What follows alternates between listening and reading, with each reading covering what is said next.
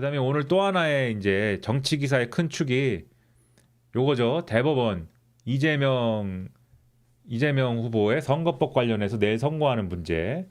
자, 요것도 조선일보가 뭐라고 썼는지 한번 봅시다. 대법원 전원합의체가 조선일보 기사 요거 재밌어요. 요거 보면 재미가 있습니다. 예, 아주 재미가 있습니다. 대법원 전원합의체가 이재명 후보 공직선거법 위반 상고집 사건을 선고를 하는데 대법원에 접수된 지 34일 만에 예, 선고를 하죠. 예, 조희대 대법원장이 지난 22일에 이 사건을 직권으로 전원합의체 회부하고 2시간 만에 첫 합의기일을 열고 24일 두 번째 합의기일에서 곧바로 표결을 하고 그리고 닷새 만인 29일에 선고 날짜를 공지를 했다. 예. 대법 재판연구관 출신 고법 판사가 이렇게 평가를 했습니다. 대법원이 사건 접수 직후부터 바로 검토에 들어가서 한 달 만에 결론낸 것 같다. 네. 대법원은 무죄가 확정되는 상고 기각, 유죄 취지의 파기환송, 직접 형량까지 정하는 파기자판 중 하나의 결론을 내리게 되는데, 예. 자, 계속 말씀드리지만 파기자판은 안 나온 그런 거는 가능성이 없고, 자, 이렇게 결론을 내게 되는데, 자, 뭐 그림까지 그려놨죠. 대법원이 검찰의 상고를 기각해서 무죄가 확정될 경우에 이재명 후보는 가장 큰 사법 리스크를 벗게 된다. 대선 레이스에서도 순풍을 타면서 지금의 우세를 이어갈 가능성이 커진다. 정치권에서는 이재명 후보가 이미 민주당 후보로 확정된 점, 각종 여론조사에서 압도적 우세를 이어가고 있는 점 등을 들어서 대법원이 상고 기각 외에 다른 판결을 하기는 쉽지 않을 거라는 관측이 많다. 그러니까 무죄 확정할 거라는 얘기죠, 이게. 정치권에서는 이렇게 본다. 예. 그다음에 법조계에서도 2020년 권순일 전 대법관이 관여했던 이재명 후보의 선거법 위반 사건 판결을 근거로 이번에도 무죄 결론이 나올 것이라는 관측이 나온다. 부장판사 출신 변호사는 과거 이재명 후보에 대한 대법원 판결에서 유권자 보호보다 대선 후보의 표현의 자유를 우선시하는 쪽에 무게를 뒀기 때문에 이번에도 2심의 무죄 판단이 유지될 확률이 높다고 말했다. 예. 이재명 후보는 2018년 경기도지사 선거 과정에서 친형 강제 입원 의혹 등과 관련해서 허위 사실을 유포한 혐의로 선거법 재판을 받았는데 대법원은 2020년 6월 이 사건을 전원합의체에 회부한 뒤에 같은 해 7월 무죄 취지로 환송한 바 있다. 네, 자, 요렇게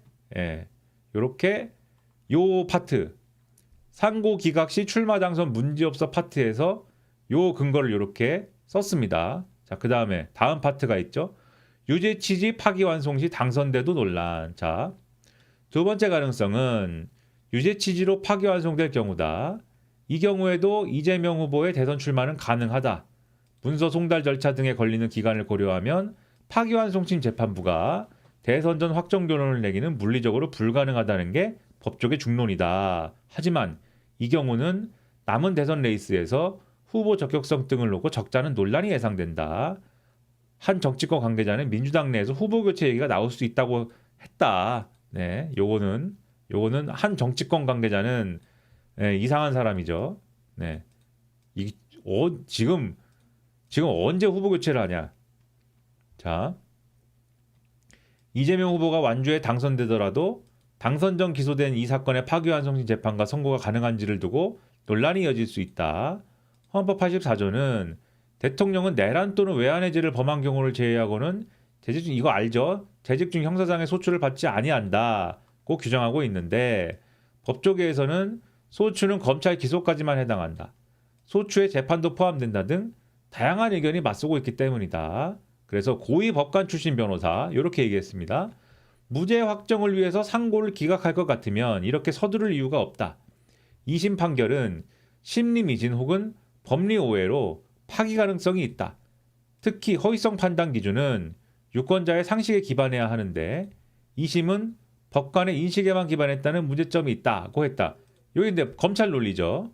네.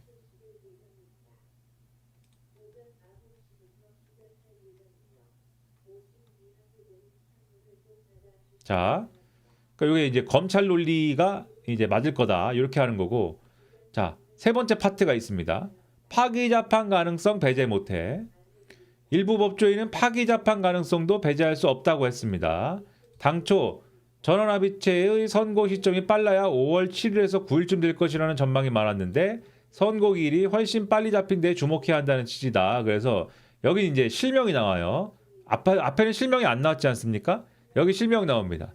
예, 왜냐면은 내가 책임질 수 없잖아 이거.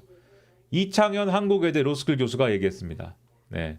파기 가능성도 높아졌다고 생각한다. 네.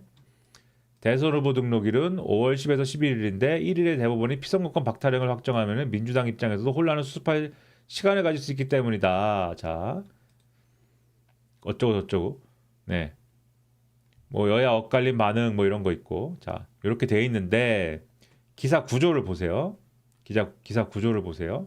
제가 이제 재밌다고 생각한 게 뭐냐면 조선일보지 않습니까?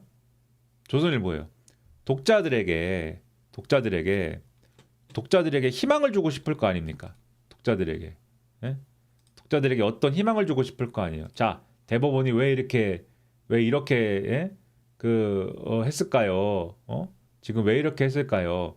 이것을 희망을 주고 싶을 것이고 그 희망을 주고 싶으면은 가장 자기들이 이제 원하는 결론을 앞에다 쓰지 않았겠습니까? 기사를 읽을 때 조선일보도 조선일보 독자도 기사를 보다가 앞에 좀 본 다음에 이 조선일보 이럴 거 아니에요. 그러려면은 이 앞에다가 자기 독자들이 원하는 얘기부터 써야 될 거 아닙니까? 원하는 얘기부터. 그러면은 원하는 얘기부터 써야 될 텐데 근데 또 기사 문법상 파기자판을 가장 이제 이 조선일보 이제 독자들이 가장 원하는 시나리오 파기자판일 텐데 기사 문법상 가능성이 제일 높은 거를 앞에다 쓰는 거거든요, 원래. 가능성이 제일 높은 거부터 써야 될 거 아니에요. 자, 파기자판부터 근데 쓸 수 있냐고요, 지금. 파기자판이 가능성이 없는데 아까 말씀드렸죠? 다른 거는 지금 법조계 중론, 법조계 관계자, 고위 법관 출신의 변호사 이렇게 익명으로 나왔는데 왜 파기자판만 지금 이창현 한국외대 로스쿨 교수로 나왔습니까? 왜? 예. 이거는 이 특정인의 의견이다. 예? 이 특정인의 의견이다라는 것을 강조하는 코멘트거든요, 이게. 얘가 그랬어요. 얘가 그런 겁니다. 이렇게 가는 거예요, 지금. 물론 원래 신문의 원칙은 모든 코멘트는 다 이 실명으로 써야 됩니다. 원론적으로는. 하지만 제가 말씀드리는 건 이 기사에서는 아무도 실명이 안 나오잖아요. 아무도 실명이 안 나오는데 파기자판만 얘가 나오지 않습니까? 네가 책임져라 이거예요. 네 얘기는. 네 얘기 네가 책임져라. 파기자판은 가능성이 없으니까. 자, 그래서 파기자판이 뒤에 있는 것이고 얘기가 파기자판이 그래서 맨 뒤에 있는 거고 그러면 우리가 이제 상식적으로 유죄 취지 파기환송이냐 아니면은 이게 거식이 돼가지고 뭐예요? 상고 기각돼 갖고 무죄 확정이냐 둘 중에 하나인데 조선일보가 뭐부터 썼어요 지금? 상고 기각 무죄 확정부터 썼잖아요 지금. 그럼 조선일보는 뭐가 더 가능성이 크다고 보는 겁니까? 조선일보가 맞든 틀리든 뭐 틀릴 수도 있죠. 조선일보가 뭐 신입니까? 틀릴 수 있지.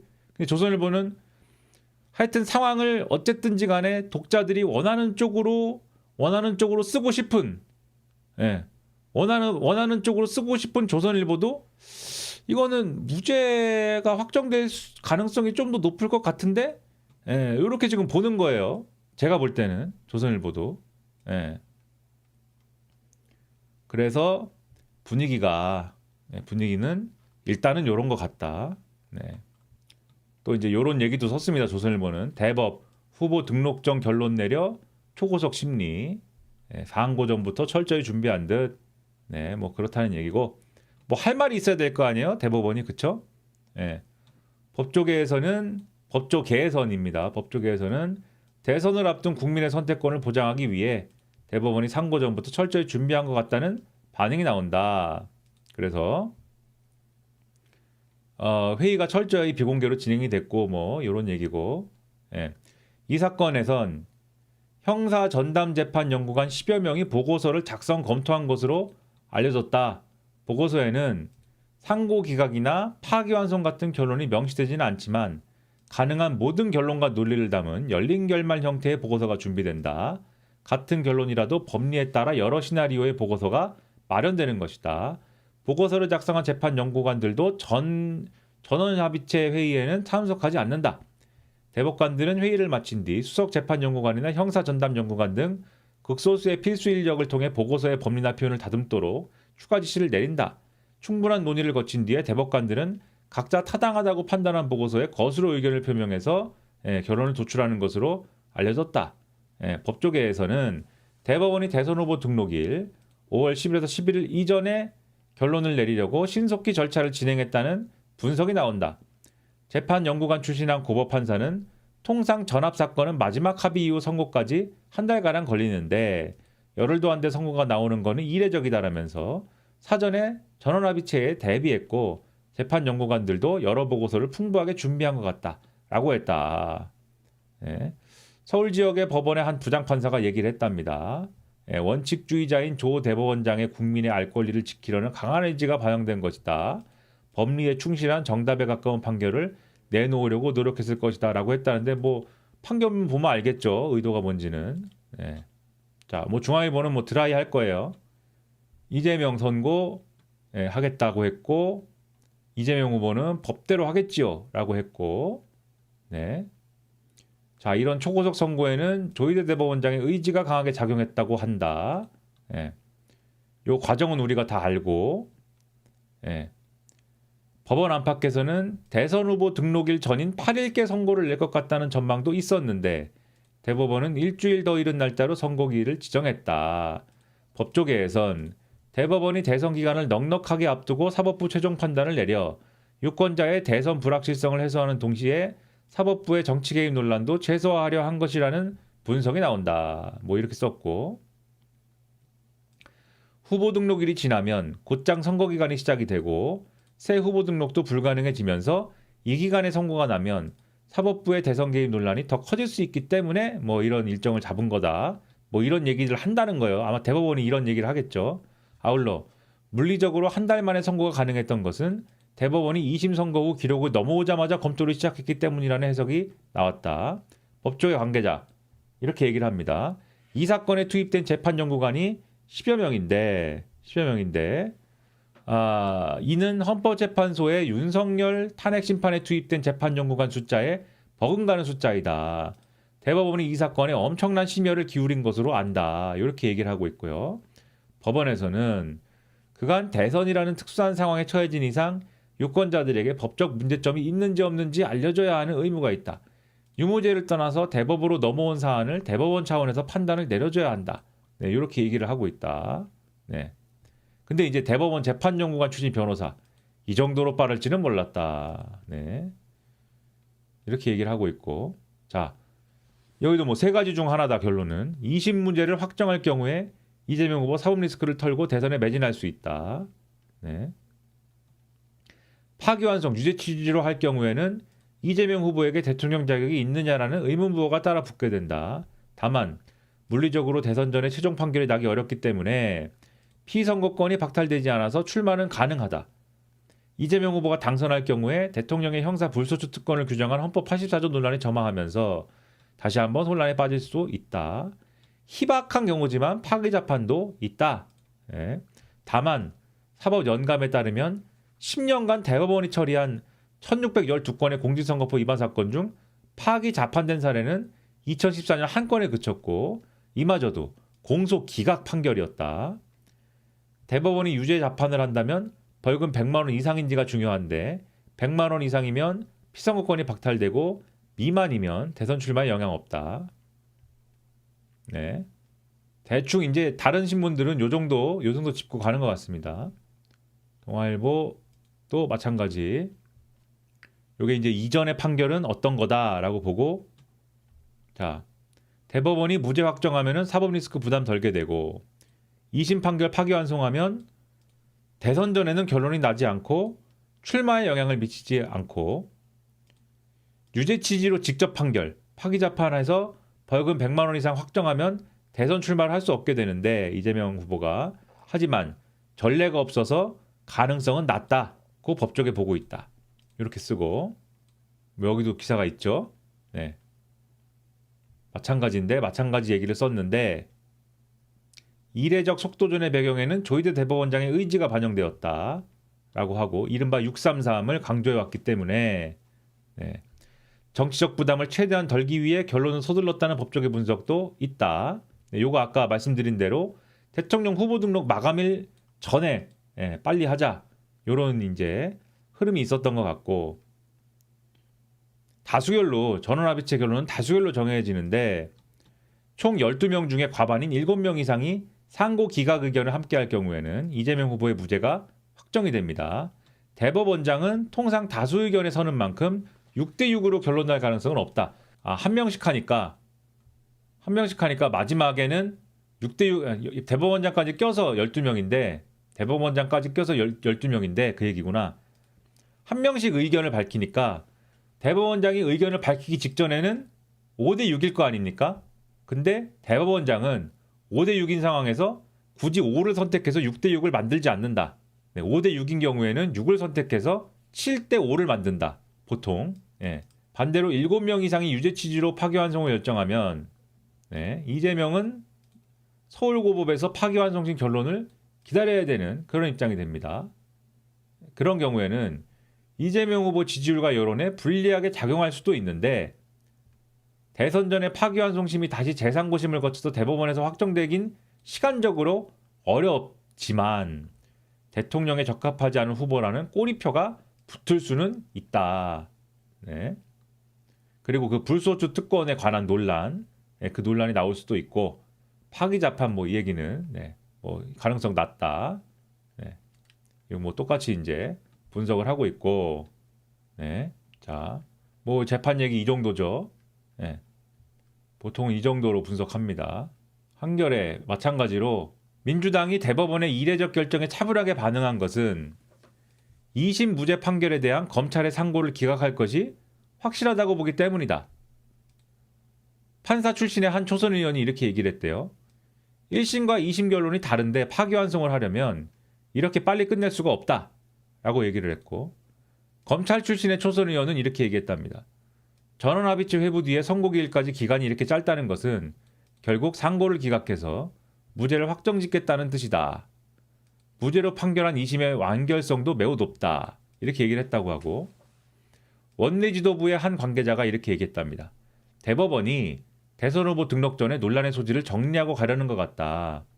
현재 기준으로 법원의 선택지는 무죄 확정 이외에 다른 선택을 할 수 없다고 본다.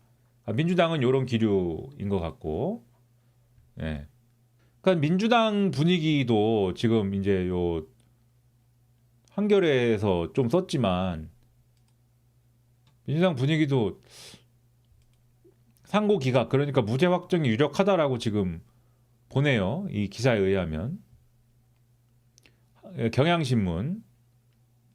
경향신문도 법조계에서는 대법원의 이번 사건 처리 과정에 대해서 정치적 부담을 덜려다 스스로 정치의 중심으로 들어갔다라는 우려와 결론이 났는데도 선고를 지연하는 게 더 정치적이다라는 평가가 엇갈린다 라고 합니다.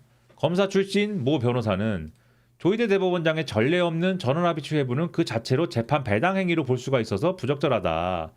대법원이 정치적으로 논란의 대상이 되면서 사법의 정치화를 자초한 것이다 라고 했다고 하고요. 대법원 재판연구관을 지낸 모 판사는 대법원이 이례적으로 빠른 결정을 내리면서 어떤 방향으로든 정치적 영향을 미치게 된 것은 맞다면서도 의견이 갈려서 심리가 제대로 진행되지 않는 경우라면 모르겠지만은 결론이 빠르게 나올 수 있는데도 선고하지 않으면은 그것도 정치적인 판단 아니겠느냐라고 했다. 이렇든 저렇든 정치적인 판단이라는 논란을 피할 수가 없다라는 뭐 그런 분위기, 그런 분위기가 있는 것 같습니다. 한국일보.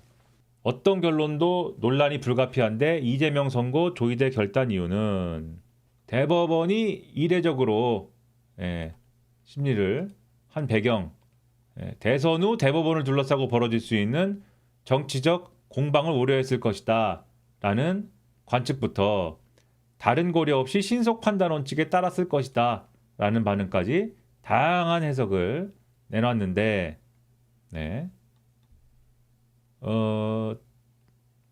자, 원래는 전원합의체에 이게 회부된 이상 물리적으로 의견 모으기는 쉽지 않을 것이다라고 봤습니다만은, 왜냐하면 전원합의체는 대법관 각자가 적극적으로 쟁점을 살피고 의견을 주장하니까 변수가 많다 이거예요.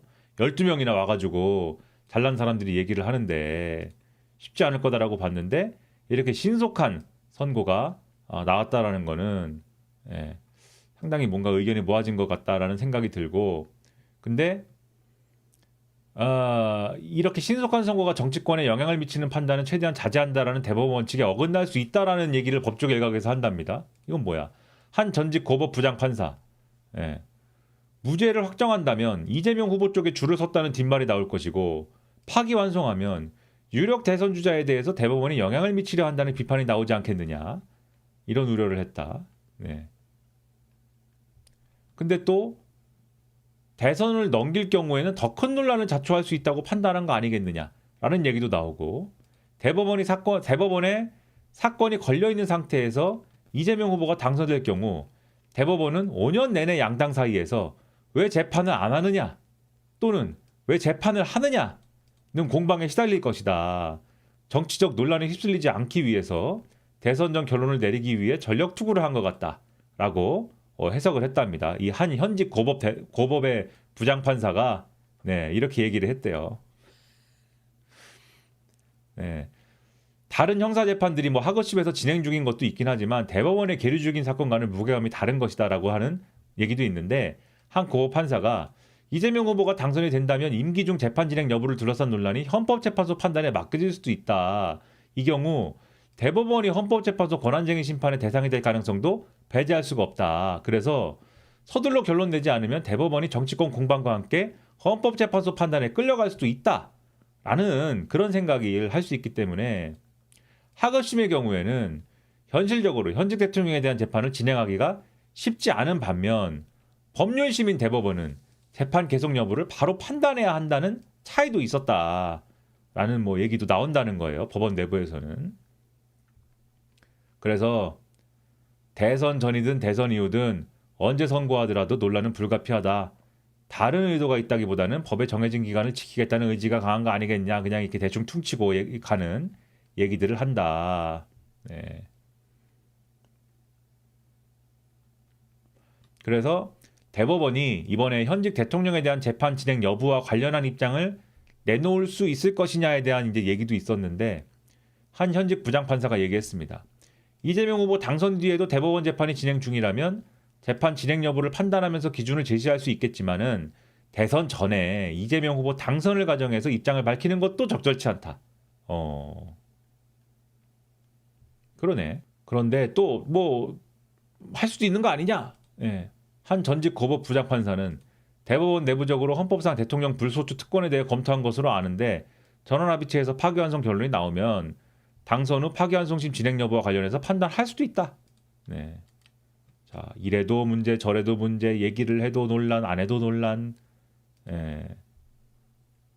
뭐 여기 보면 민주당은 어쨌든 무죄 확정을 기대하고 전망한다는 내용이 한국일보에도 나옵니다. 어쨌든 이런 분위기고요, 대충.